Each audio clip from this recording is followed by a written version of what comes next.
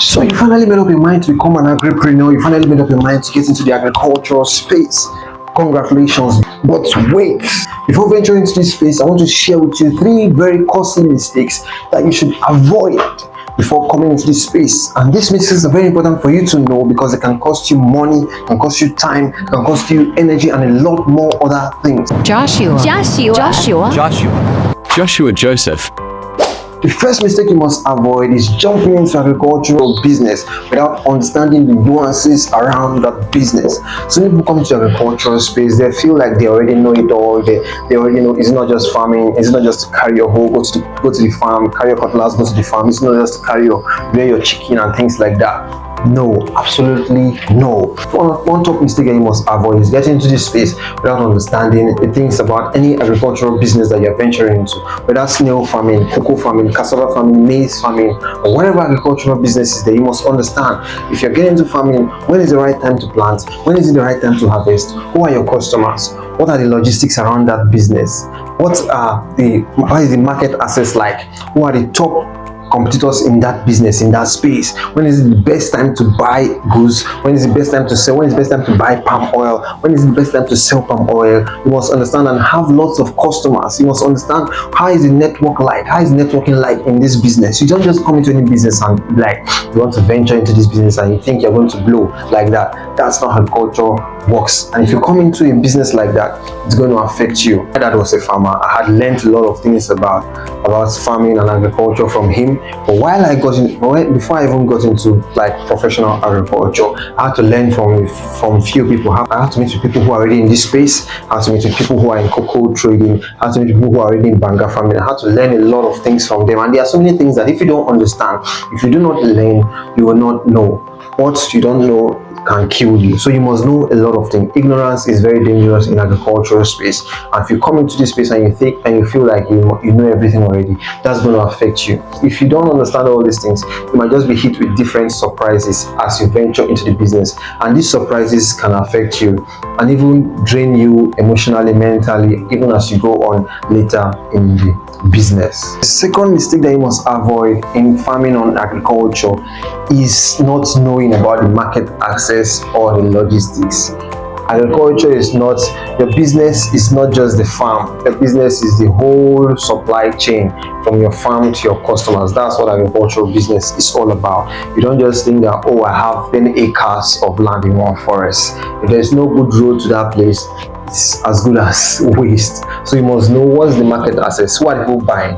If there are no customers, then you just have 10 tons or you have 100 tons of a particular produce that no one is buying, or everybody already have their customers. So you must have your customers. You must know who are your customers, what are the type of people that are buying before you even start creating the goods at all, so that you don't buy, because in agriculture most of these things are perishable goods. So you cannot just say you want to buy it and be holding it for 1 year, 2 years. That's not how it works. You must understand the market access. Is there a market for this produce? What is the market like? What is the supply chain like? You must understand all those things. I remember one time we went to buy some goods in a particular location, and just because we saw it there in abundance, we thought, yes, this is our heaven, this is our way to make money. And then we bought it during the dry season. We invested lots of money in that place, and before you knew it, during the rainy season, when rain fell 1 time, 2 times, the road was bad. Our logistics was way expensive than we originally planned. So if you're doing anything in agriculture, whether you're doing snail farming, whether you're doing cattle rearing, whether you're doing corn farming, cassava farming, you must understand, is there a good road network for this particular business? Is there a good road network for this particular farm? Because if you see in agriculture, which is also like real estate, the most important thing in real estate is location. Same thing to with agri. The most important thing here is location. Is there a good road network? What is the logistic like? What is the market access? How will people come to buy these products that you're selling? Very important. The third mistake that most agripreneur or people who venture into agribusiness make is that they come into this space and they treat it as another hobby. They treat it as something that they just do for fun. They treat it not as a business, which is a very big mistake. In a business, you have a mission. In a business, you have a team. In a business, you have a good leadership system. In business, you have the legal side, you have the communication, the sales and marketing side, and you have even your communication side. That's all a business. You have all those those things in a particular business. And if you teach agriculture, you don't keep eyes on your cash flow, you don't check how much you're making, how much you're spending, you don't create budget, you don't create proper payroll systems, you don't systemize everything in your agribusiness. Your agribusiness will crash in no time. So most people come into agricultural space, they just do it like normal farm. You must treat your agricultural business as a business. Don't just come and treat it shabbily, don't treat it anyhow. You must make sure that you understand everything that is going on in your business. Think like an investor. You must know whether this is the right time to buy, when it's not the right time to buy. Don't just come and do things anyhow. So there you go. Those are 3 very deadly mistakes that can cause lots of agripreneurs their businesses. And you may think these are just small mistakes that no, I can avoid them, but they are very, very dangerous. Number one, whatever business you're going to, make sure you understand the nuances around that business. Don't just venture into any business. Understand the business.